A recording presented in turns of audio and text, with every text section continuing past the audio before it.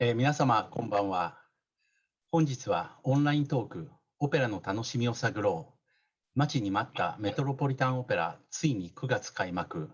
2021-22年シーズン全公演一挙解説にご参加いただき誠にありがとうございます。このイベントはオペラの楽しみを探ろう発起人会との共催で開催しておりますが、インパーソンのイベントも含めて通算で今回が7回目となります。今日ご視聴のオペラファンの皆様、またオペラをこれから楽しみたいと思っていらっしゃる皆様、一様に心待ちにされていたと思いますが、昨年の3月以来、約1年半にわたってドアが閉ざされていたメトロポリタンオペラがいよいよ来たる9月27日から開催される予定です。待望のメット再開で、今シーズンはどのようなオペラが上演されるのか、また、鑑賞のポイントはどこか、どの歌手が注目の的なのか、また、ポストパンデミック時代のオペラは様変わりしたのでしょうか、などについて、オペラを限りなく愛し、世界中のオペラハウスやオペラ歌手について知識が豊富な解説者、フレッド・プロトキンさんをお迎えして、皆様の疑問にお答えいたします。今日はオペラの楽しみを探ろう発起人会代表の伊藤澄子さんの司会進行により、対談形式で皆様に楽しんでいただきたいと思っております。続いてトークの後半には、オペラの楽しみを探ろう発起人会メンバーの皆さんに、今シーズンのメット公演の中で絶対に見逃せない私の一押しオペラをそれぞれ発表していただきます。それから最後に Q&A セッションもございますので、ご質問のある方はトークの途中でも結構ですので、画面下の Q&A ボタンからテキストでお送りください。時間が許す限りできるだけお答えしたいと思います。プロトキンさんはニューヨークご在住ですので、今日はご自宅からですが、伊藤さんは現在滞在中の日本から早朝でのご参加となります。また、視聴者の皆様の中でも、今日は日本からのご参加もかなり多いようです。では、早速トークを始めていただきたいと思います。伊藤さん、プロトキンさん、どうぞよろしくお願いいたします。Mr. Plotkin, Ms. Ito, thank you for joining us today. では、お二方、よろしくお願いいたします。Thank you. Thank you. 内藤さんどうもありがとうございました。Hi Fred, how are you? Hello, Sumiko. Good to see you. Good to see you. I'm very excited to talk about this finally coming new season of Metropolitan Opera with you for about 40 minutes. We try to cover entire 22 operas. Yeah. Okay, first of all, I'd like to introduce you to the audience in Japanese briefly. Yes. それでは日本語で行いますけれども、オペラの楽しみを探ろう発起人会代表の伊藤澄子です。よろしくお願いします。フレッド・プロトキンさんは経歴を話し出すと長くなりますので、ただ一言プロフィールをご案内します。オペラの偉大な伝道師です。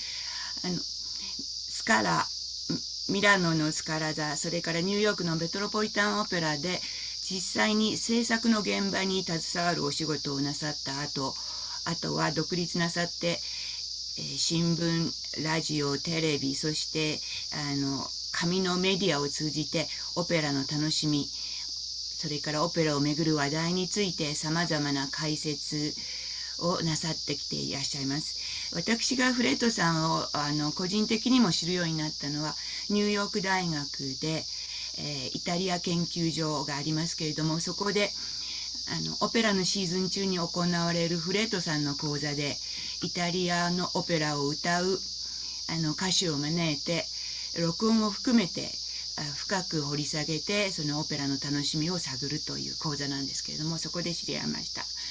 そこでプロフィールとして最後にと言いますか、ぜひ付け加えさせていただきたいのは、この1年半以上にわたるパンデミックの時代に、じゃあオペラの喜びをどうやって伝えていったのかということなんですけれども、フレッドさんは毎週昨年の3月の末から、つまりパンデミックが始まってから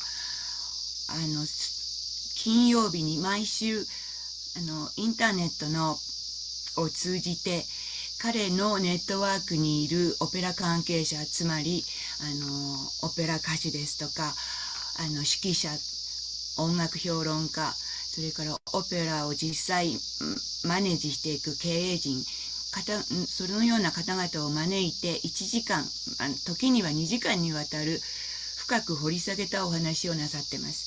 これは毎週金曜日午後2時から行われてるんですけれども、 YouTube で、フレッド・プロトキン on Fridays ということで検索していただきますと、もう50回以上のインタビューが出てきますので、ぜひご興味のある人を見つけて、聞いてください。非常にためになります。Okay, that was brief, but it was at Thank you. length It was perfect. introduction of your program. Okay, let's jump into the new season. But Yes. before to jump into, we have to face the reality. This is a season. Still, coronavirus is around. Must be something new protocol to enter the theater or Yes. during the opera. Would you explain that first of all? Well, I went on the Met website today, and they describe themselves as a fully vaccinated house. And what that means is that you must have a vaccine to come in, and you must show documentation of that. Mm-hmm. So if you have it on your mobile, many people now in New York, we have something called an Excelsior Pass. Mm-hmm. And if you have the Excelsior Pass on your phone, you can get in. Otherwise, you need a little plastic card. And children under 12 cannot come in at all. So I wonder how they're going to do Tosca, La Bohème, Madame Butterfly operas that have children when they don't let children in. That will be something that we'll have to look at. Mm-hmm. But That's right. yes, they are planning to open actually on September 11th before the opera season. As you know, it's the 20th anniversary of the events of 9/11, and they will be doing Verdi's Requiem, and it will be broadcast across the United States on public broadcasting. Mm-hmm. So anyone who can see PBS, public broadcasting, will be able to watch the Verdi Requiem on September 11th. Okay, and do we have to wear a mask during the performance? I don't It's know. up I will, definitely. Me too. I would recommend it. I don't know if they require it, but I would certainly recommend it. Absolutely. Yeah, and especially the capacity is 100%. It's Yes. not reduced capacity, so Yeah. we are sitting next to each other in a rather I hope it's a crowded house. Well, I hope so. I do know that Carnegie Hall is doing the same thing, and you have to wear a mask at Carnegie Hall because you sit close together. Carnegie Hall has 2,800 seats. The Met has 3,800 seats. Yep. So even with a mask, to listen to the live voice and the live music is such a pleasure. Yep. And I went in June and July, I was in Munich, and I went to the Munich Opera Festival, and we have to wear a mask, and the capacity was 50%. Yeah. But the pleasure was filled in the house. I can I'm imagine. looking forward to. All right. And, I've not heard live music since March 6th of last year. Maybe you were there. It was London for Fidelio. Yes. Jonas Oh, that Kaufman. was your last live music. Yes. Oh my God. Oh, you have to clean your ear very well. Take off all the earwax. All right. And I had a chance to interview general manager of Metropolitan Opera, Peter Gelb, in May. And he emphasized that the new season has something new phase, which he said he's been wanted to do it since he was assigned to a general manager some years ago. But that what it is that outreach to the society in general, and make sure Metropolitan Opera is a part of the member of the society, and the issues society is facing too is also the issues to Metropolitan Opera. So it's rather difficult to realize how to do it. But in the program, it was realized as number one example is that I think the Fire Shut Up in My Bones, that is the opening opera. It's the first opera composed by Black composer. To be at the Met. At the Met, yes, at the Met. And at the Met, I realized that there are rather many means in relatively speaking, female conductor, female maestros. There are 5 of them. This is rather large number. Which is wonderful. I'm going to make one comment about what Peter Gelb said. I agree with him, but I would only add that the issues that society faces, we find in all operas, in all the masterpieces. So that if you look at Rigoletto or Eurydice or all of these issues, opera is about life, it's about us. So that we can find that. I also, of course, believe in contemporary opera and issues that are about today, such as Fire Shut Up in My Bones. That, by the way, is based on a book by a wonderful writer named Charles Blow. Charles is a writer for the New York Times. He's an amazing writer, apart from his ideas, but his use of the English language is very beautiful. And it will be by Terence Blanchard, who's a wonderful composer, who's written in the jazz idiom and the classical. I don't make these walls, but he writes in many styles, and he's really outstanding. It premiered a couple of years ago in St. Louis and received excellent reviews. This is not a world premiere, but that doesn't matter. It has a great cast starring Angel Blue, Latonia Moore, Will Liverman, and others. And it's great that we have Black artists who are in the front rank, who sometimes play roles that are of Black people, other times plays roles that might be of other nationalities, but it's moving more of these very fine artists to the front rank, which is a good thing. Great. So you have started talking about 6 of the new production this season. I think it's notable that the Met is doing 6 new productions. That's very ambitious, because even when there's not a pandemic, 6 is a lot. 6 is a lot. It's a big commitment. And some of them have come from elsewhere. There are shared productions that are built. But nonetheless, just to get that into your rotation and your rehearsal schedule, rehearsing a new production takes a lot more time than reviving La Bohème that they've done many, many times. So, yes, the first opera will be on opening night. I want to mention first that on September 11th, there will be that Verdi Requiem. It's important that we think of that as the season before the season. But in addition, there will be, I should mention too, that the next opera, Eurydice, is November 23rd. The conductor is Yannick Nézet-Séguin. The composer is named Matthew Aucoin. I've interviewed him. He's still a very young man, a genius composer. And he got a librettist named Sarah Rule, who is well known in America as a playwright. She's a very fine writer. And in effect, it's the story of Orpheus and Eurydice, but told from her point of view.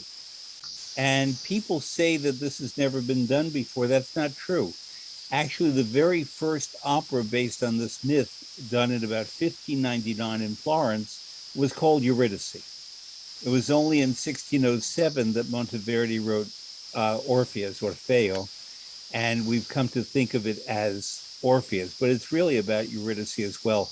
The opera premiered in Los Angeles, and it starred Danielle Denise as Eurydice, and she's a wonderful singer, as is Erin Morley, who will sing it in New York with the baritone Joshua Hopkins and a very famous now countertenor, Jakob Józef Orlinski, who's Polish. He went to the Juilliard School in New York. I heard him. I even did a master class with him once. We have to just say it right out. He's very handsome. So that yes, and also he can do break dance. He can do break dancing and all these things. And there was an article about him in the New Yorker, which is a very prestigious magazine, and very early on to have an article about him.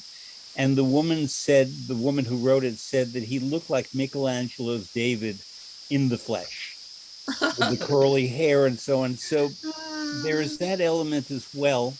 But I feel sorry for him in a way, being so good looking. I don't have that problem. But because sometimes you're only noticed for your looks, whether you are a man or a woman. And frankly, people like Jonas Kaufman and this fellow, they talk about their looks when they also happen to be wonderful singers. And so I think that that's definitely to be seen. Barry Banks, a British tenor, is in it as Hades. It will be worth seeing. The next new production, the Met has traditionally in recent years done an opera production on New Year's Eve, and it will be Verdi's Rigoletto. The previous Met production of Rigoletto was set by Michael Meyer, was set in Las Vegas. Some people loved it, some people did not love it. I feel that we were ready for a new production. And Bartlett Shear is an outstanding director. He's very good at drama, and he will be directing Rigoletto. I think of Rigoletto as the perfect opera. And when people ask me which opera to go to, if you don't know anything about opera, I always say Rigoletto. Because if you're not moved by that, by the music, by the story, chances are you won't be moved by any opera. And it stars a wonderful Italian soprano as the daughter, Gilda Rosa Feola. And it has a fantastic baritone, Quinn Kelsey. He's really great. And I think he's the best Rigoletto of the moment. He's from Hawaii, and he has performed in Japan. He sings a lot in Europe, and he's a very famous Rigoletto in Europe. I've seen him. And the Duke of Mantova is Piotr Beczava, the great Polish tenor, who sung it before at the Met, and will be great. And there's a great conductor, too, Daniele Ruscioni. Whenever people say to me there are no good young conductors, singers, whatever, Daniele Ruscioni is about 35, and he's already the head of the opera in Lyon in France, and he's excellent. I've heard him before. And you need a really... he's handsome, too. He's handsome, too, but the thing is you only see his back because he's conducting, so you don't see his face. And then next up, if I had to pick just one thing, and I have a feeling, Sumiko, that you are the same on this, it's Verdi's Don Carlos with an S, not Don Carlo, the Italian version, but the original French version that he wrote for Paris in 1867, I believe. And it's in French, and it's a masterpiece. And the Met before wanted to do it in French, and then the plans changed. But they're doing a new production by Sir David McVicker, very good production team, conducted by Yannick Nézet-Séguin, the Met's music director. And to do this opera, you need a really first-rate cast. And many of these people are doing their roles for the first time, especially in French. Sonia Yancheva is Elizabeth.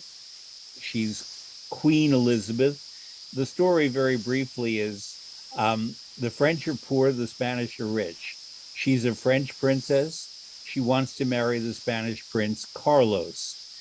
They plan to marry, they fall in love like that, the way it can only happen in opera. They look at each other, they fall in love. They sing great music. And then news comes that the King of Spain, Philip II, would rather marry her himself. So his son has lost his beloved to his father. So he's angry. And then there's a princess named Eboli, who's very beautiful, very Machiavellian, and she sleeps with everyone in one way or another and betrays the queen. And then there is the king himself, Philip II. And then there is Rodrigue in the French version. And Rodrigue is the noble person. He represents idealism. He represents what Verdi and Beethoven and Schiller, those composers who believed in the better aspects of human nature. And he speaks to that in the opera. He did not exist in the real world, unlike all the other characters. And this combination, this thread, this fabric of history that works together with Verdi's music is a work of genius. And to do it in French is really an occasion. It's very hard. Elena Garancha will be a perfect Eboli. She's beautiful. She's a great singer. We have, I'm looking for his name, Gunther Griesbach. Fantastic bass will be Philip. And then there's the Grand Inquisitor who's blind, and he's the one who really runs Spain behind the throne. That's John Relier. And Etienne Dupuis is Rodrigue, and the title role is Matthew Polenzani, a wonderful, wonderful singer who will be singing Don Carlos in French. So that will be seen in HD around the world on March 28th, but it's something that I'll put on 3 masks if I have to. I won't miss it. I'll put on gloves, I'll put on a coat, I'll put on a hat, but I'm not missing that. Okay. I have a question, yeah. Red. So it was written in French, but later on, mainly all over the world, it's sung in Italian. So when it's sung in French and when it's sung in Italian, anything happens? Because I went to Paris to listen to French version of Don Carlos. And my impression was very different from my memory of Italian Don Carlo, because when I listen in French, it becomes more political. It sounds more political. It's like, in Italian, it's like a very straightforward, passionate sentences. In French, become more political with something underneath and more Machiavellian, is like you said, Eboli's case. I agree with you. Well, for example, you said to the guests that I do a program called Fred Plotkin on Fridays, and today my guest was the mezzo-soprano Michelle DeYoung, an American mezzo who has sung Eboli. And I saw her in London as Amneris in Aida in English. And we began by talking about what's it like to sing such an opera in English, and she didn't like it because she feels that the texture of the Italian language is gone. The difference here is that Verdi wrote the opera to a French libretto, but then he oversaw the Italian translation. And initially, the opera was done in 5 acts in France, but then it was done in 4 acts in Italy and Modena, and then was done a 5-act version. The French version has a long ballet. The Italian version, they usually leave it out. There is no definitive version of this opera, Don Carlo. Claudio Abbado did a great restoration a number of years ago of the French version and recorded it. But at the end of the recording, he put other music that they happened to find that didn't get into the opera so that you could hear it. And therefore, it's one of those works, Offenbach's Les Contes d'Hoffmann, The Tales of Hoffmann is another, that there's no definitive version. And so Don Carlo, we find a consensus of what it is. But the Italian version was done a lot in Italian until recently, because mostly Italian singers sang it. And it had a wider audience. The French is hard to master, even if you're a French singer, because of the way the sound of the language, the mouth is somewhat closed, blends or does not blend with the open vowels of the Italian Verdi. And therefore, elle jamais me, I can't even say meme, Ella Jemimamo is the king's aria. It's a different thing. Ella Jemimamo. The mouth opens in a way that it does not in the French. And that's part of the challenge. Yes. So all of these singers, none of whom is French, one is French, will have to really study up very carefully to get the French diction. They're all wonderful singers, so no problem. But it will take extra work to do that. Mm-hmm. Okay, thank you. But it's worth it. The next new production is the second opera or the third opera I would take people to. Probably the first is Rigoletto. The second might be Tosca or Lucia di Lammermoor. And Lucia di Lammermoor by Donizetti has a new production. Simon Stone is a very widely regarded stage director. He's Australian, making his Met debut. And I'm looking forward to it because I've never attended a production of a Simon Stone staging of an opera. I've seen them on video, but that's not the same thing. And the main attraction is for Lucia di Lammermoor, you need a great soprano who can sing it. And we have Nadine Sierra. Nadine Sierra, I've seen as Lucia. She's outstanding. She's just kind of perfect. And it's such a hard role that if you get something like that, you mount a new production. Nadine is probably in her early 30s at most. She's still a very young artist. And you also need a great conductor because people think that opera happens by itself. If you don't have a great conductor for certain kinds of repertory, especially like bel canto, everything can be ruined. And they have Riccardo Frizza. Riccardo Frizza is to the bone, to his essence, a great conductor of Rossini, Donizetti, and Bellini, the bel canto operas, which are very hard to do. So, and then we also have Javier Camarena, the Mexican tenor, famous for his high-flying bel canto.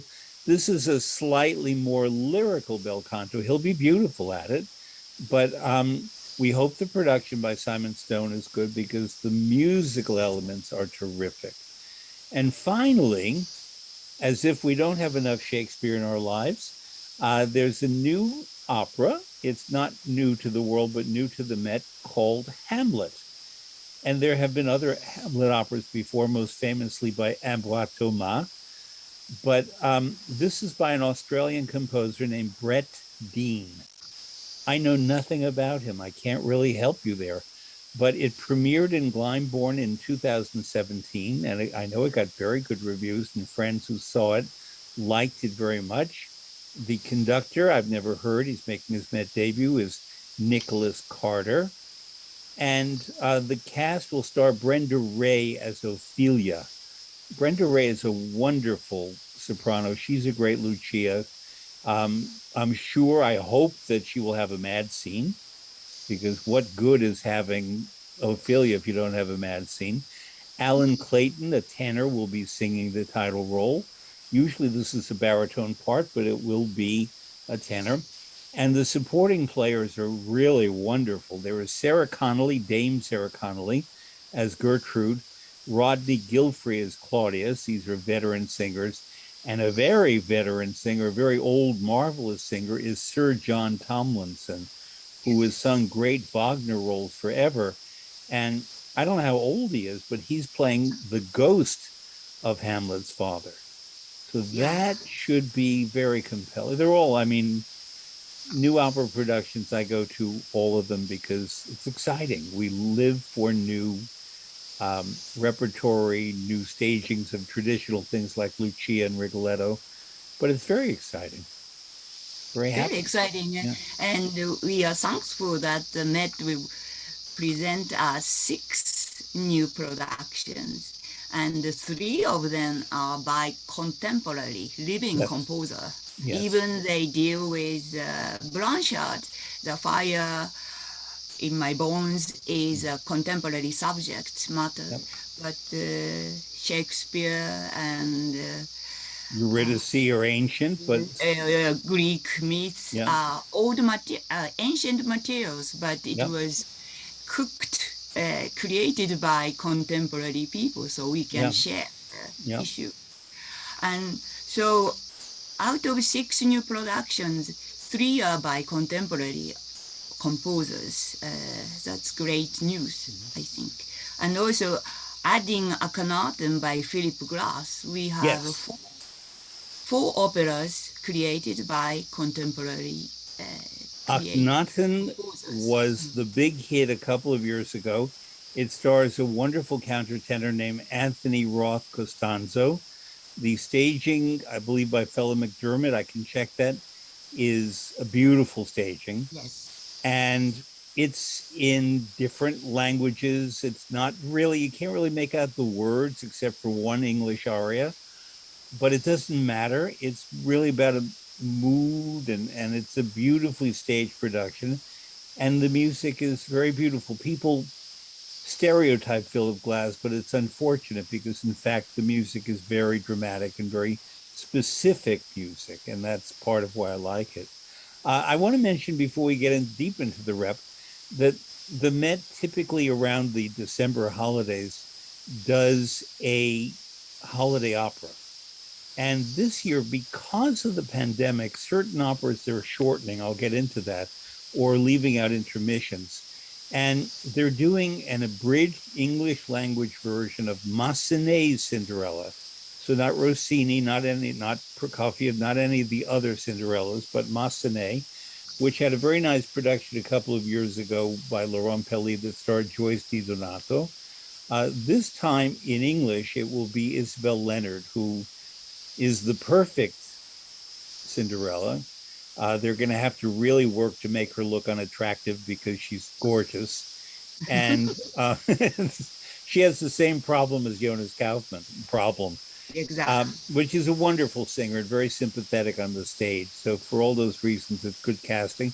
And there's a Canadian mezzo named Emily D'Angelo. Do you like her? I remember very when much. She stands out on the stage, even she's playing a very small role. I noticed at the Met, and she's been like a rising star in Europe. And I heard her when she was still a student. I heard her in an audition, and you just notice certain people. And also there's a very fine soprano, Jessica Pratt, as the godmother, and Stephanie Blythe as the as the Grande Dame Guardian, who is very funny and very wonderful singer. And I do want to point out the conductor is fantastic. He's someone I think is a little undervalued for his quality. His name is Emmanuel Villaume, and he's the music director of the Dallas Opera. He's a Frenchman, of course. And he's one of those conductors, everything I've ever heard him conduct has been better than often. I think he's a terrific conductor. And, you know, yes, it's important for every opera production, including an abridged one in English, to have a great conductor, but I want him to get even more important assignments. I think there are certain conductors in the world who are a little undervalued. Dallas loves him and understands him. Dallas in Texas, we have an image of Dallas being one or another things, but Dallas has Fabio Luisi and Emmanuel Villaume as the conductors of their symphony and their opera. That's kind of amazing, actually. That's a great news. I want people, Cinderella is also, I'm very excited to see Cinderella, and knowing the conductor who I haven't known before is great. You said that really excites me. And Isabel Leonard and Emily D'Angelo makes a perfect Cinderella and Prince Charming, and I'm looking forward to. And my secret dream is to take Emily to Japan and let her play with Takarazuka, the all-girl revues. That would be fantastic. Because Anthony Ross Constanzo came to Japan and played with kabuki and all-male traditional theater art in Japan, and it was great success. And I'm sure Emily will make a big splash there. But now you have behind you the image of the Metropolitan Opera, the main level. And when I was performance manager of the Met, we had the Grand Kabuki visit. And just over your left shoulder, we built the Hanamichi, the platform that they walked out from the stage into the audience.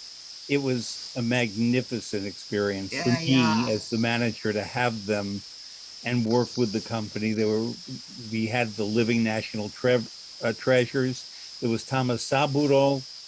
They were wonderful. Tamasaburo came and he's beautiful. Yeah, I was on the grand tier box, so I looked down. You saw the Hanamichi. Yes. I was often on the stage or behind the stage helping some of the actors get onto the stage because they didn't know the steps and it was dark. So I would help these treasures get up on the stage, lifting their costumes. I had such fun. It was great. Yeah, one of my favorite memories from working at the Met. So let's talk about some of the revivals that are coming to the Met because that's the core of the repertory. And one of them is a production that started out difficult, and I think it came to be a success. I don't remember the man who was supposed to direct Boris Godunov, but he left, and at the last moment, Stephen Wadsworth came in, and the scenery had been built, the costumes were made, everything was made, so all Stephen Wadsworth could do was direct using what was made. And Boris Godunov is a masterpiece. And initially it was done with what's called the Polish Act, the second act. But the original version was done, it's shorter, without the middle act, the Polish Act, and it will be done without an intermission. Covent Garden did it a few years ago with Bryn Tervel that way, and it worked. I love the Polish Act, but I'll be very happy to see it without, especially because it has Renee Papa as Boris Godunov. And while I love almost all singers, there are certain few singers I will go anywhere in the world to see what they're doing because they're so, to me, fantastic.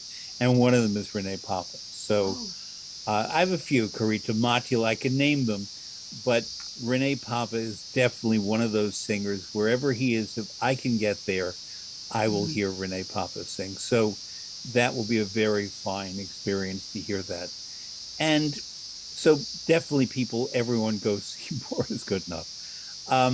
Then Franco Zeffirelli's Turandot is coming back with Christine Goerke in the fall and Anna Netrebko in the spring.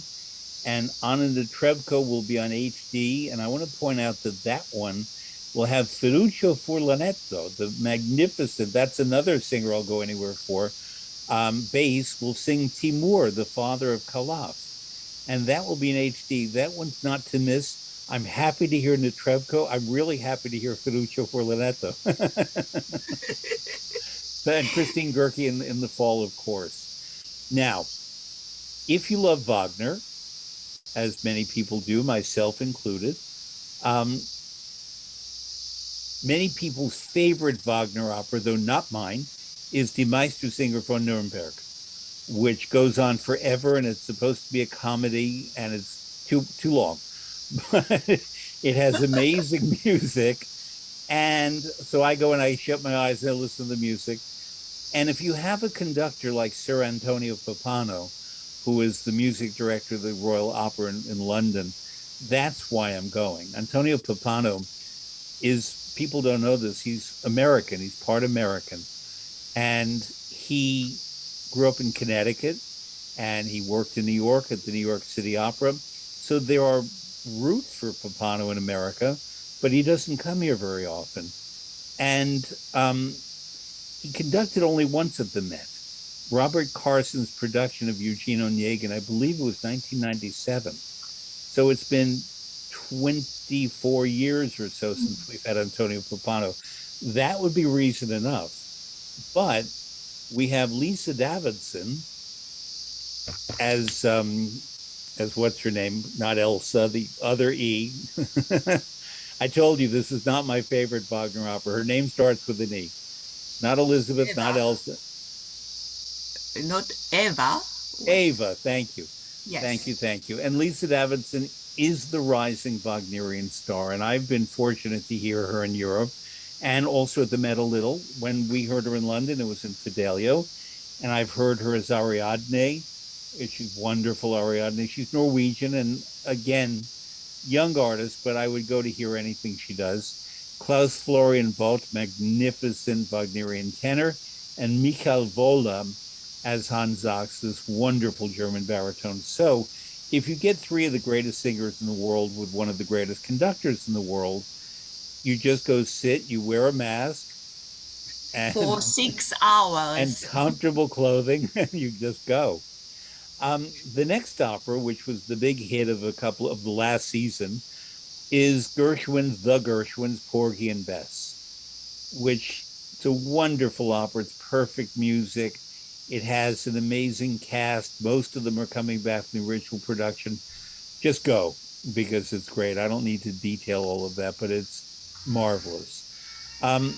Then there is that La Boheme that I spoke about, and La Boheme is by, the production is by Zeffirelli, and it opened December 14th, 1981. And it was the first production I worked on at the Met.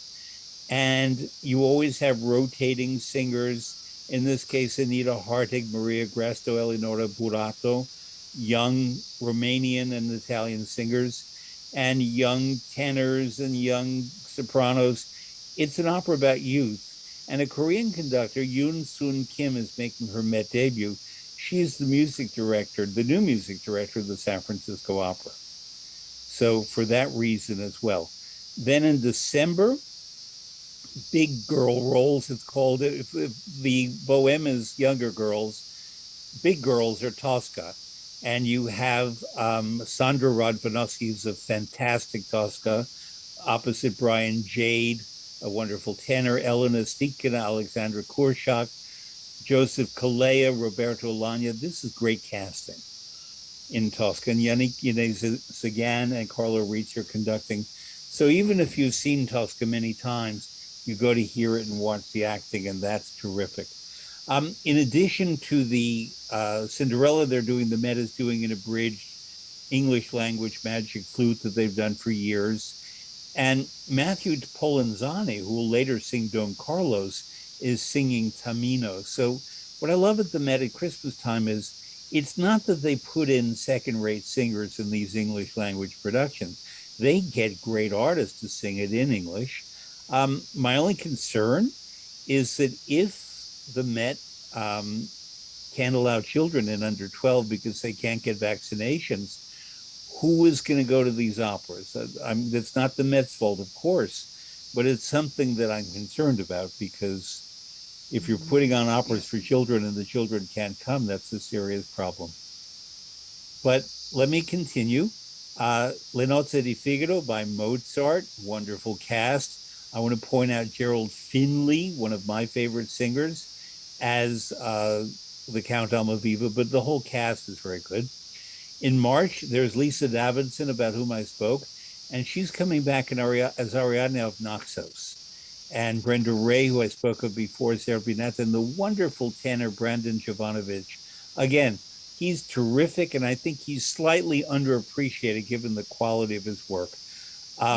Is there? So not everybody loves Ariadne of Naxos. I'll tell you about it.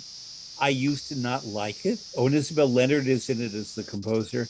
Now I think it's my second favorite Strauss opera. I've really come to love Ariadne of Naxos. Elektra is my favorite. Then there is, for a change, Handel's Rodelinda, wonderful production, conducted by Harry Bickett, who's the great Handel conductor. And we have Anthony Roth Costanzo and Paul Appleby and Yestin Davies, the wonderful Jamie Barton. And in the title role, Elza Vandenhaver. And Elza Vandenhaver is from South Africa. She's outstanding. And typically she sings roles with a little more metal in them. She'll sing Chrysothemis and Elektra, or Vitellia, or the Mozart Domeneo Elektra, roles that are Donna Anna. So to hear her sing Rodelinda will be a very interesting turn of events, and I know she can do it. Eleonora Burato, I spoke of before, will be Madama Butterfly in the wonderful production by Anthony Minghella. And Brian Jade is Pinkerton, and Alexander Sadi conducting. Then there is the Met's Eugene Onegin production coming. I miss the old production by Robert Carson. The new one is fine, but it's by Deborah Warner, but I really miss the old one. But it has a very tantalizing cast. Eileen Perez is a wonderful soprano, and they tend to have her sing girlfriend roles, so to speak, kind of like Mimi and so on, and maybe in Faust. But to hear her as Tatiana will be it's a step forward, and I'm very happy for her, with Pyotr Vachava as Lenski the tenor, and he'll be beautiful, his Russian is gorgeous. And Igor Golovatenko will be Onegin. It's one of my favorite operas, so definitely I'm going. And then I said that Elektra by Strauss, I love Elektra, the great Patricia Rowe conducting. Donald Runnels, the Scottish conductor, is conducting. And Nina Stemme, the amazing Swedish soprano, is there. And Lisa Devinson, who I guess is getting an apartment in New York, will sing Chrysothemis. She has 3 big roles in the Met this year. And Michaela Schuster, who I didn't know until I heard her as Clytemnestra, very tall, wonderful German mezzo-soprano and a wonderful Clytemnestra. And Greer Grimsley and Stefan Binka, so that's a very good cast. Akhenaten we mentioned with Anthony Roth Costanzo. And then the final revival will be Stravinsky's The Rake's Progress. This will be conducted by Susanna Melke, the Finnish woman conductor. She's great. Golda Schultz, you know her? The South African soprano, Yes, very talented. Yeah, very talented, and she sang Rosenkavalier at the Met. Sophie. Sophie, as a Yeah. Sophie, and I saw her on stage in Munich. She was very popular there too. Yeah. And so I'll be very happy to hear her as Anne Trulove. Alice Coote, the great Yes. British mezzo-soprano who I adore, we share a birthday, is playing Baba the Turk. Baba the Turk is this odd character, woman with a beard, and Alice will be wonderful. Ben Bliss, wonderful tenor, is Tom Rakewell, in effect the title character, and Christian Van Horn is sort of the devil figure, Nick Shadow. So there's that. The Met is also performing concerts in June at Carnegie Hall. That will be wonderful, and I already have my tickets to those as well. And they're doing 9 or 10 HDs. I would have to count them up, but I have the list. Boris Godunov, Fire Shut Up in My Bones, Eurydice, Cinderella, Rigoletto, Ariadne of Naxos, Don Carlos, Turandot with Netrebko and Furlanetto, Lucidi, Lammermoor, and Hamlet. So there's a lot to choose from. And that's your season, my dear.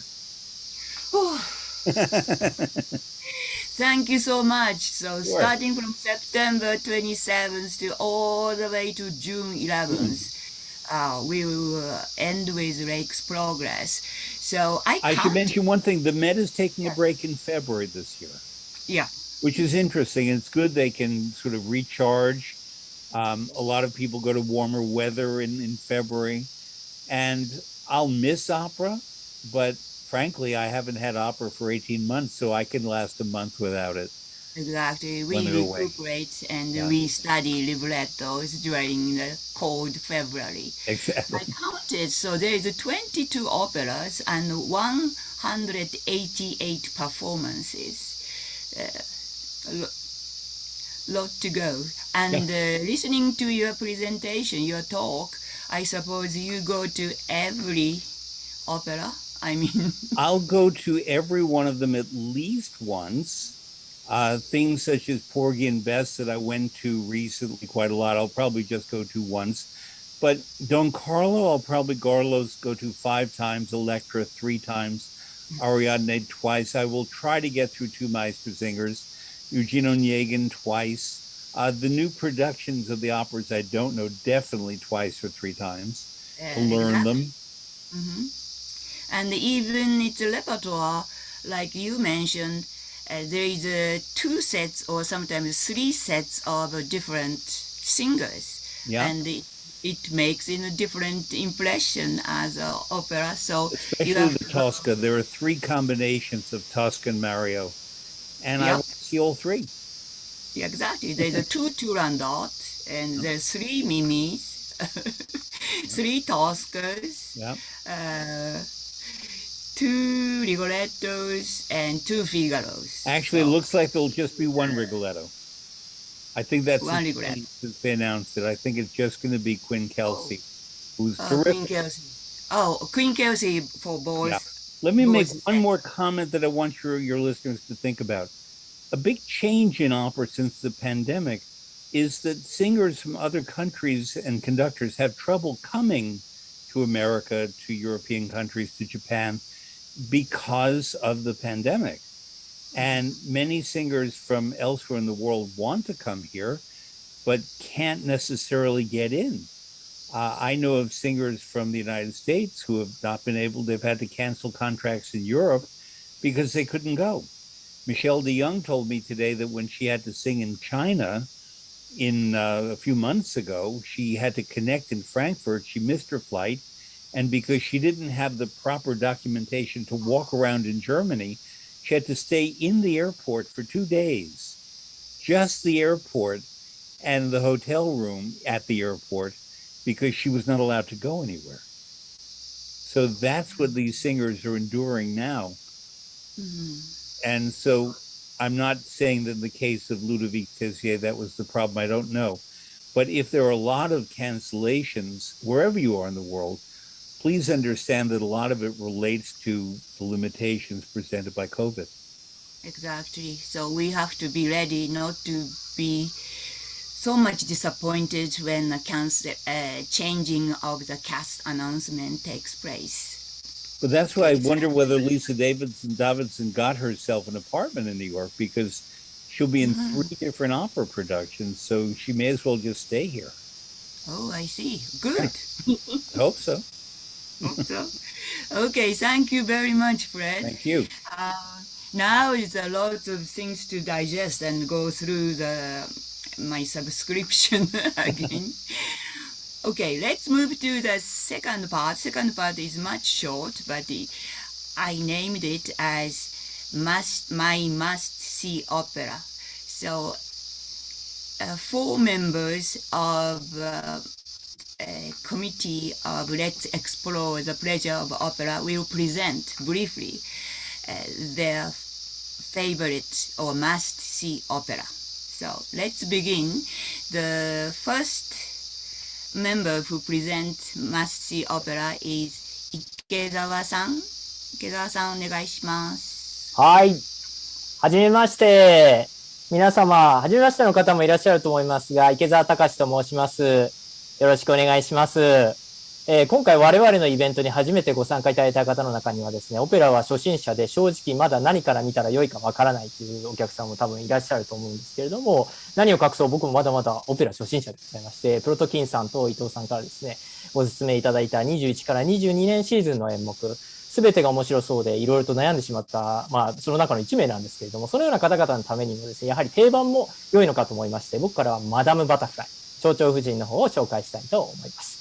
ストーリーに関しましてはご存知の方も多いと思います。長崎を舞台に蝶々さんとアメリカ海軍士官ピンカートンの恋愛を描いた悲劇ですね。日本人としてですね、これはマストのものといいますか、理解がしやすい、背景が理解しやすいというのはありますね。もちろんパッと見るだけですと、日本人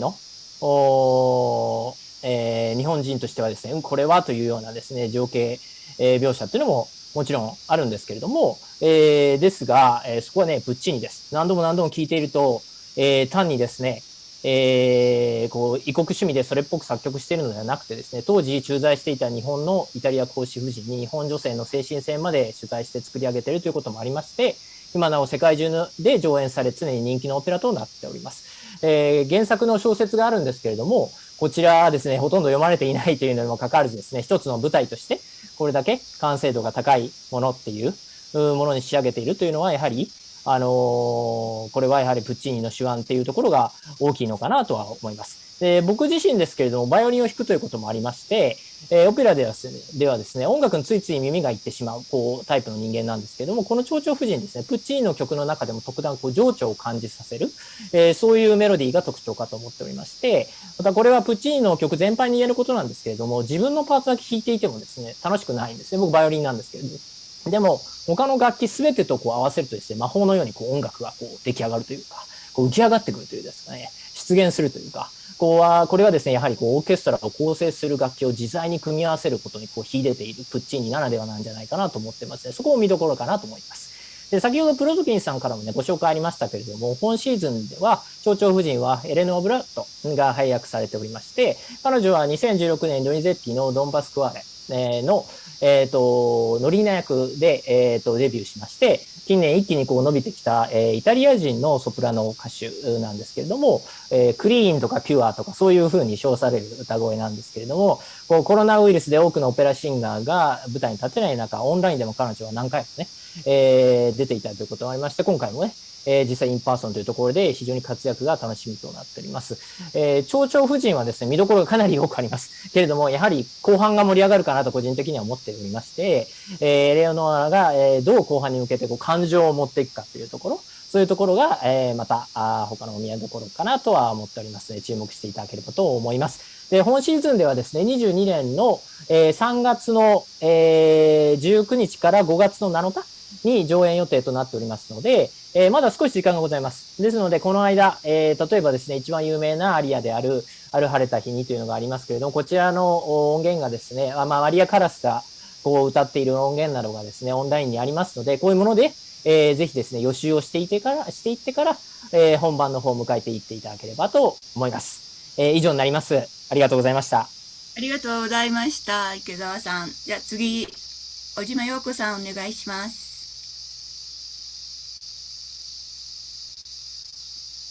はい、こんばんは。おはようございますの方もいらっしゃいますけど、尾島陽子でございます。私の一押しオペラは、エウリディーチェ、先ほどもちょっといろいろお話出てましたけれど、この作品そのものはグルックの作品で有名なオルフェオとエウリディーチェですね。それと同じ題材なんですけれども、ストーリーは愛するエウリディーチェを黄泉の国から蘇らせようとオルフェオが盾事を持って迎えに行く話で、このプロダクションそのものはロサンゼルスオペラで2020年に初演されています。ですけど、この愛という、言葉に含まれる、結局は深層心理ですね、人間の。まず愛という永遠の問いかけとも言えるテーマがこの、物語の中心なんです。それでこの作品の特徴、今回の作品の特徴はエウリディーチェ、いわゆる女性の立場からの解釈のストーリーということになっています。ですから、どういうふうに、女性の立場が出てくるのかなっていうのが興味深いところですね。それで、台本はセラローという方なんですけど、彼女がどのようにエウリディーチェを作り上げるのか、大変興味です。で、オペラはですね、これ見てみたら、2時間15分なんですね。長いです。グルックのオペラは1時間39分なんだよね。でも、それ見てても、ちょっと長いかなと私は思ったんで、この2時間15分っていうのが長いのかそれでも短く感じられたらすごい素晴らしいなと思ってるんですけどね。1幕、2幕で85分、それで30分のインターネットの後50分の9幕ということで、ぜひ見てみたいと思ってるんです。で、このキャスティングですけれども、エウリディーチェのソプラノ、ヘリン・モーレンというソプラノなんですけど、この人は本当に達者な人で、ホフマンの物語のオリンピアっていうお人形さんの役なんですけどね。ちょっとね、これ、私、雑音が聞こえてるんです。でそう消すためにこれやってるんですけど、ちょっと喋りにくいので。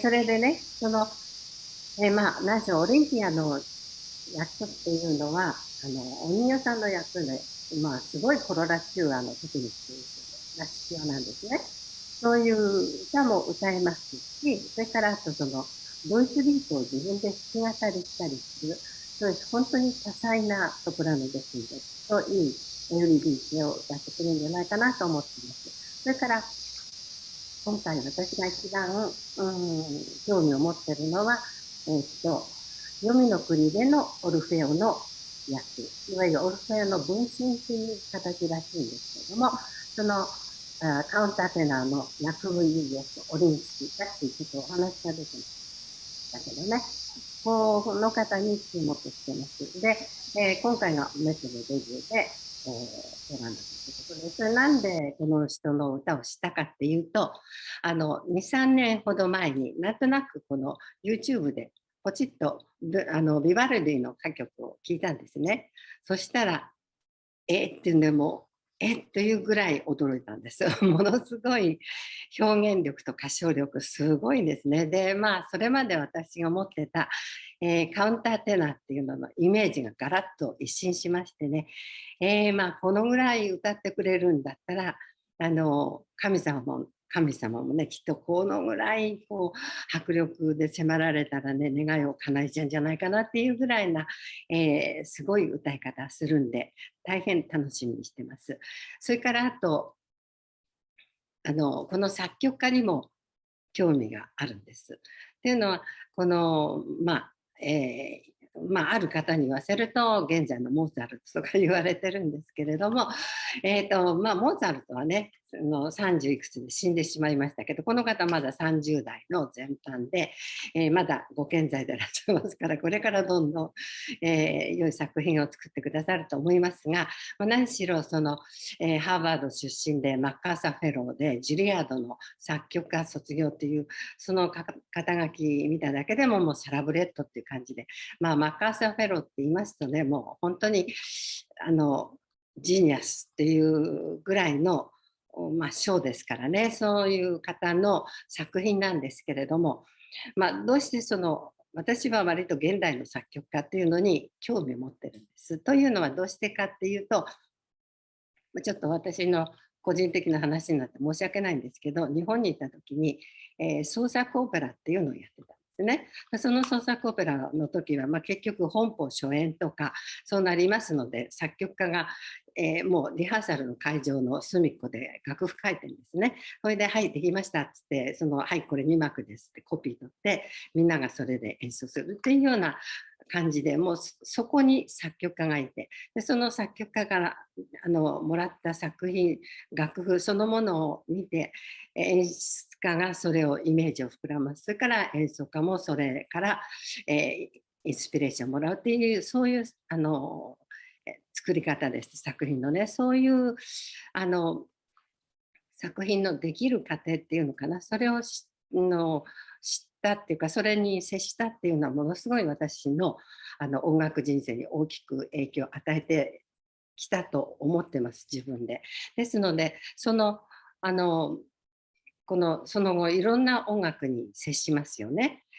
そうすると、過去の人の、ね、今までの偉大な作曲家の作品に接した時に、その作品からしかその作曲家の、考えていることとか感性とか人となりとかっていうのを推測する、そしてそれを自分が表現するということになるんですけれども、この、方、マシュー・オー・コリンっていう方なんですけど、その方はまだ生きてますね。で、生きたモーツァルトと言われるくらいの才能の持ち主です。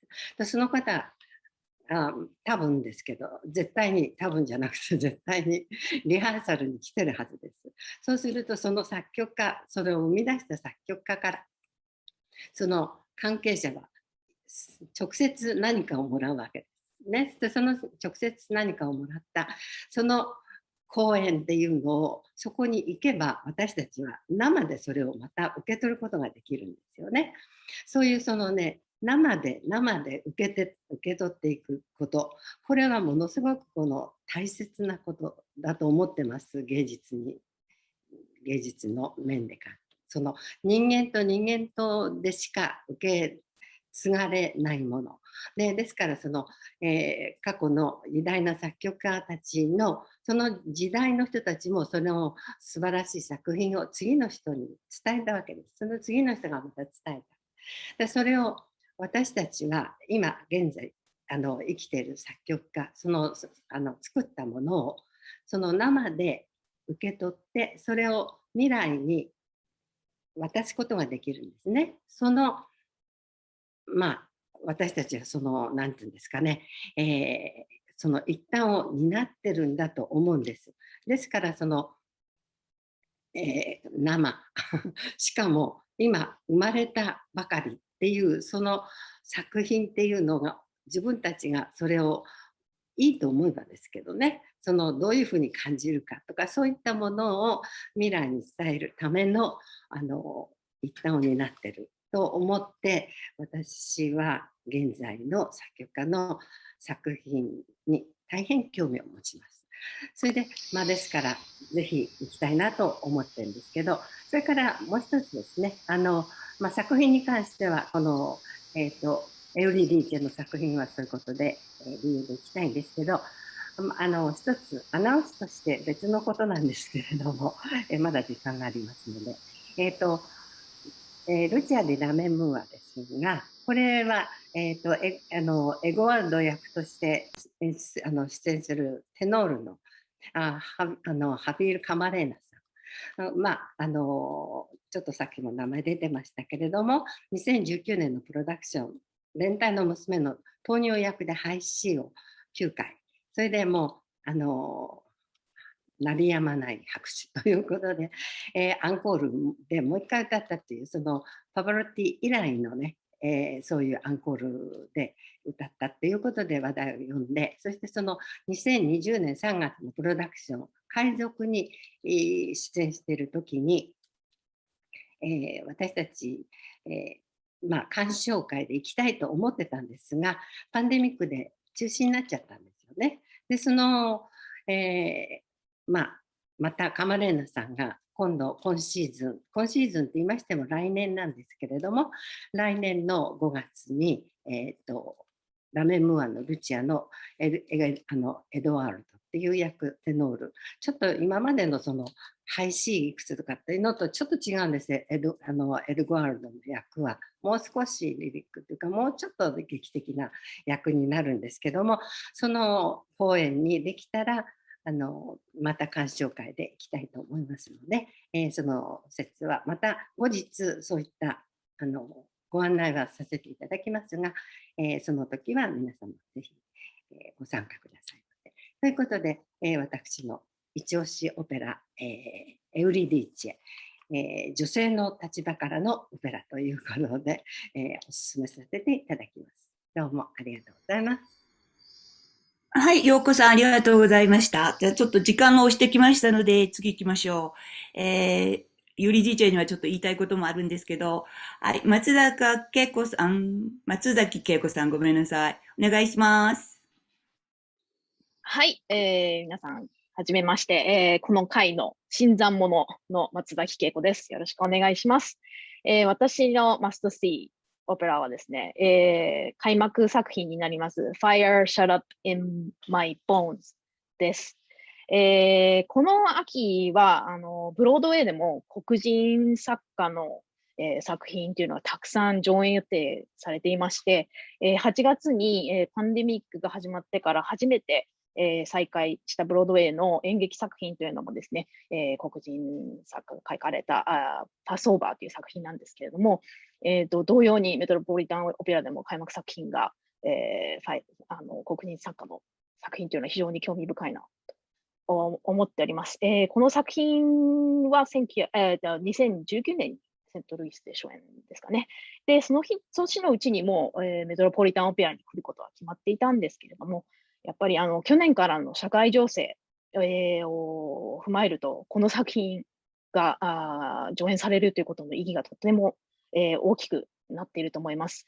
ある種この社会情勢に対するメトロポリタンオペラのレスポンスの一つかなと私は見ております。まあ、皆さんもそうかもしれません。そう見ております。私が注目しているポイントっていうのはですね、まずは作曲のですね、テレンス・ブランチャードですね。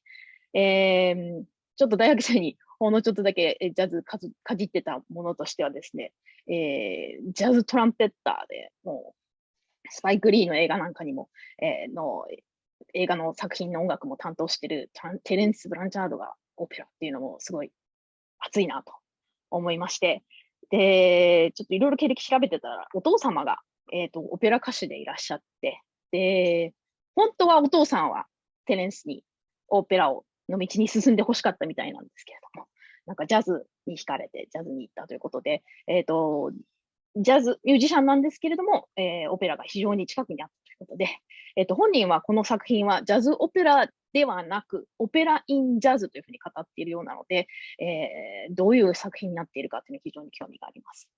そして、先ほどもプロトキンさんもおっしゃってましたけれども、原作がですね、ジャーナリストのチャールズ・エン・ブローの、メモワールなんですけれども、この方が、1970年生まれの方ということでですね、ほぼ同世代、10歳以内の、年がバレますけれども、同じ世代の作家の方が書いた作品が原作になっているということで、オペラはその社会を映した作品が多いという、社会を映すそのものの形だっていうことも、プロトキさんも先ほどおっしゃってましたけれども、そういった意味でも、本当に現代を映した作品がどういう形になって出てくるのかっていうのは非常に興味があります。そして、作家が女性作家のカッシー・レモンズさんですね。主人公は男性なんですけれども、なんか非常に力強いというか、興味深い女性がたくさん出てくるようなあらすじになっていたので、どういうふうに、女性の皆さんがどういうふうに描かれているかっていうのも興味があります。こういった作品がですね、どういうふうにこう世の中に影響を与えていくか、この作品が本当にどれぐらいヒットしたりとか、どれぐらいのお客様を呼び込むことができるかっていうのは、社会的にもすごく意味があることじゃないかなと思っていますので、その流れ、そういったことも含めて注目しているという意味で、この作品が私の、マストシーということで、今日発表させていただきました。よろしくお願いいたします。以上です。ありがとうございました。どうもありがとうございました。ごめんなさい。今気がついたんですけれども、なんかずーっとノイズを私のせいで皆さんにお聞かせしてしまったみたい。Sorry, because of my environment, there's been a noise and it has been very bothersome for the listeners. I apologize. Maybe there's some more noise, but so I like to say I briefly. thought you were in the opera house. Oh, sorry. I'm in opera. There's a lot of noise from background. Yes, my must-see opera. 私の一押しオペラはですね、プロトキンさんと同じなんですけれども、ドン・カルロスです。これは、ドン・カルロスはベルディの中期の傑作中の傑作で、もう言いたいことは全部プロトキンさんが、お話になってくださったんですけれども、そうですね。5時間がまるで5時間と思えないほど名曲のアリア、または、二重唱、合唱が次々と、花開くという素晴らしい5時間を体験していただけます。ソニア・ヨンチョバ、エリナ・ガランチャという耳麗しく、しかも歌唱力が抜群、演技力抜群の女性陣に加えて、素晴らしい艶のあるテナーの声を持っているマシュー・ポレンザーニ。それでドイツ人でありながらフランス語で奥さんに冷たくあしらわれると嘆く20分間を歌わなきゃいけないギュンタ・グロイスベック。それから唯一のフランス人で、ドン・カルロスの親友で、初めの方にもう胸を揺さぶる友情の二重唱という有名な二重唱を歌うことになっているエティヌ・デュピエ。それから久々のメット登場のハンサムなバリトン、ジョン・レリエ。これだけの豪華キャストを見ると、本当にニューヨークでメトロポリタンオペラにアクセスがあってよかったなと思います。それからもう一つおまけなんですけれども、シンデレラもおすすめです。これも、プロトキンさんのお話にありますように、イザベラ・レナードとエミリー・ダンジェロが素晴らしいペアを組みます。で、ママ母役のステファニー・プライス。彼女の、歌唱と演技はもう報復絶倒ものです。今、ロンドンで、ロイド・ウェバーのシンデレラが幕開けになって大変な評判を呼んでると思うんですけれども、私は見てないんですけども、こちらのローラン・ペリーの制作のシンデレラの方が、抜群にいいんじゃないかと思ってます。ぜひ、もし、12歳以上のお子様がいらしてオペラも見せたいと思ってらっしゃる方は、ぜひ行ってください。だからお子様がいない方も、私を含めて、行ってください。以上です。それからもう一つ、今回、残念ながら出席できなかった発起人会のメンバーの一人である、増山正晴さんから伝言がありまして、彼の一押しオペラは、The Lakes Progress、ストラヴィンスキー作曲の Lakes Progress、シーズンの最後に上演されるオペラです。さすが増山さん、洗練された選択だと思います。以上です。では、もうちょっと時間オーバーになってしまったんですけど、プロトキンさんも来ていただいて、せっかくの機会ですので、5分間ぐらい、質問を受け付ける時間を、ここで設けたいと思います。内藤さん、どなたか視聴者の方から質問が寄せられておりますでしょうか。まだいただいてないようですので、どうぞ皆さんご遠慮なく下の Q&A ボタンからテキストでお送りいただければと思います。そうですね。じゃあ私がまずどうしても聞きたいなと思っていることを聞きましょうかね。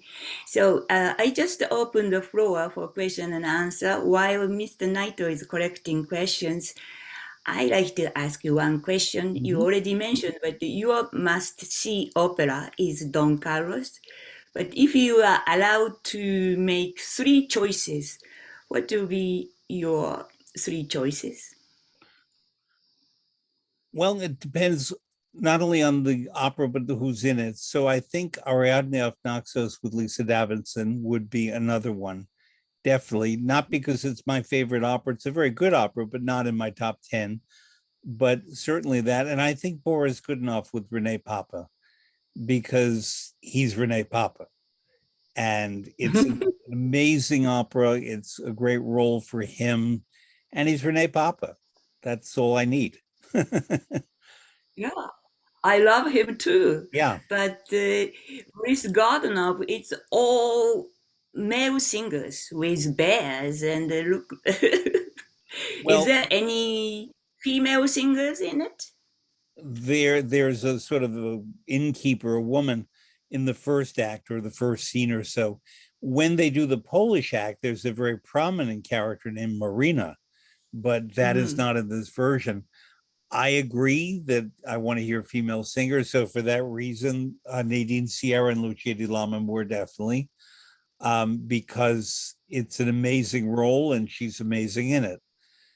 So I gave you 4. But Lisa Davidson, of course, being, a great singer and a wonderful role for her. Ariadne is not an easy role. It could be overdone. It's a very challenging role, but when you have someone do it really well, Deborah Voigt used to do it really well. Jesse Norman did it very well.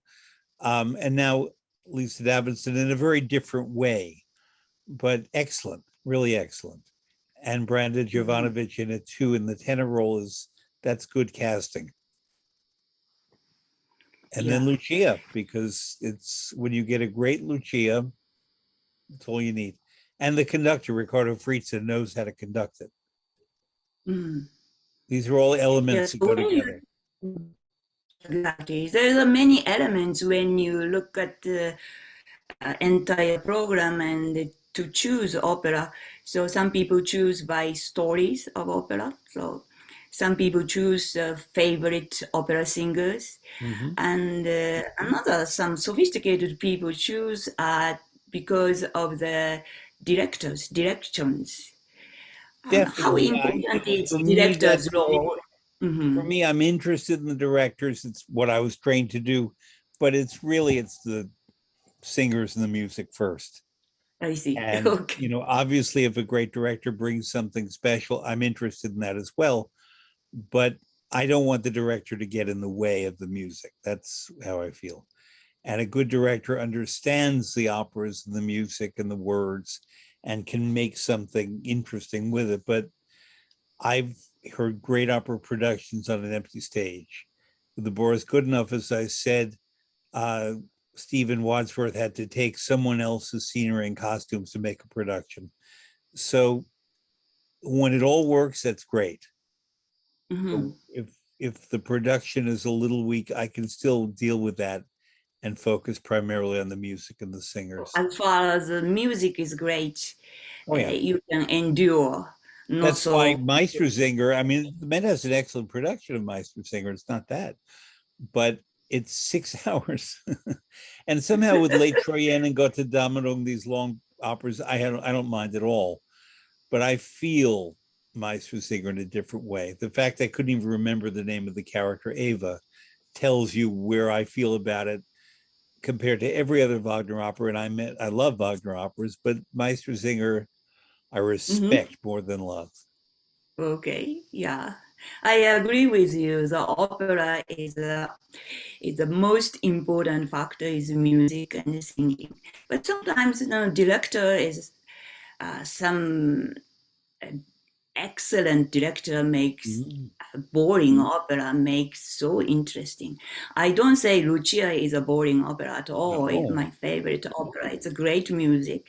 But Simon Stone is making new production of Lucia. It excites me.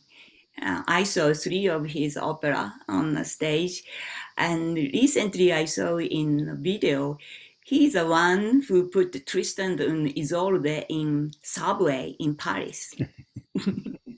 So it sounds ridiculous and outrageous, but when Simon does it, it makes sense and it keeps interesting. So let's see. There was a question, is there a specific seating area at the Met that I like? Well, it depends on the opera. So for example, with Meistersinger, I'm going to sit all the way upstairs so that the sound is its absolute best in the balcony. I see. That's your strategy. That's a great strategy. Whereas if I want a combination of theater and sound, and if I have a lot of money one day, I will sit in the front row of the Grand Tier, because the acoustics are very good. The sightlines are perfect. You can see the conductor. You can see the stage. It's really perfect. It's row A in the Grand Tier. I like sitting in parts of the orchestra if I'm interested more in the drama. If I want to watch a conductor. So for example, in Cinderella, because I think so highly of Emmanuel Villaume, I might sit at a side box in the parterre and the Grand Tier, even the dress circle boxes, to watch the conductor. If I don't have to see the staging of its production, I already know very well. I don't know whether with Yoon Sung Kim I'm going to watch her. I'll probably go twice and see her from different angles as well as the stage. But it varies from production to production. That's the only place not to sit is the double letters in the orchestra, A, A, B, B, C, C, D, D, and E, E. They're under a tier. The sound is a little compromised. The Met has wonderful acoustics, but a little less so right there. So I tend not to sit under the tiers. Okay, thank you, Fred. So I understand that where to sit is also another factor to increase the pleasure of opera. That's very interesting. Yes, good. And actually, let's think about it more given the pandemic. I think maybe people want to look at the Met seating plan and sit where they can leave easily if they need to leave.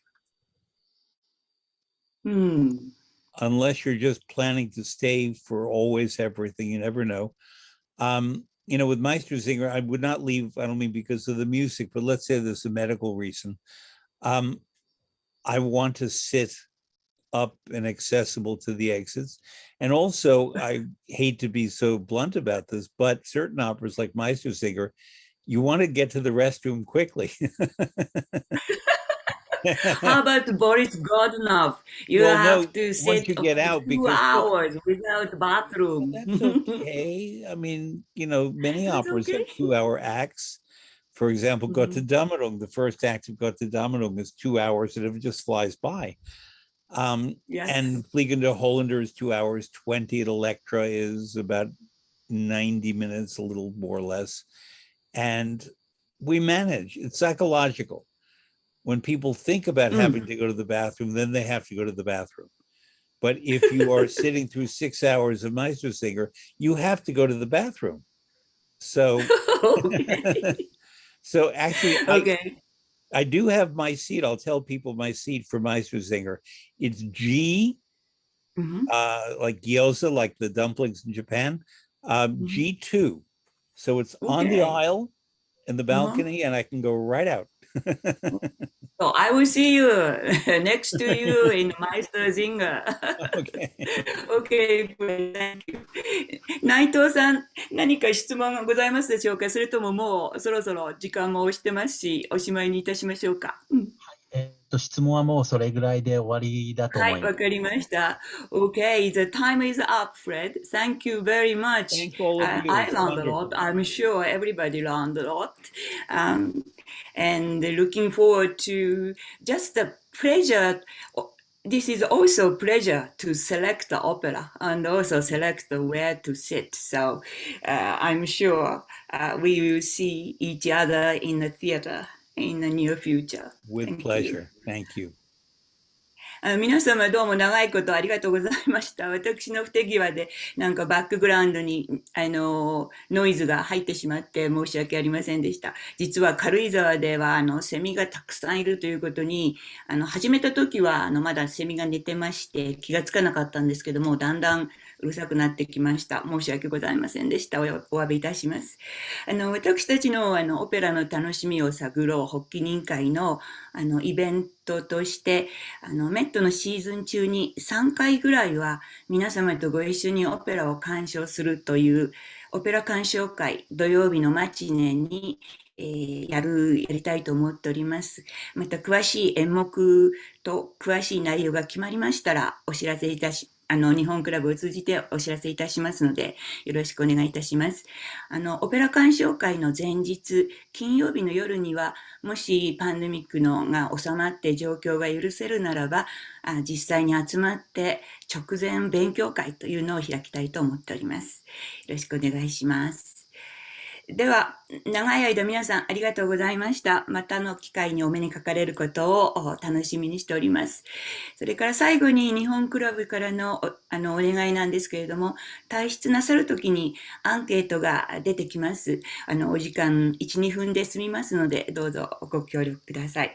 では、皆さんありがとうございました。Thank you, Fred. See you soon at the theater. Excellent. Bye-bye. Thank you. Thank you to everyone.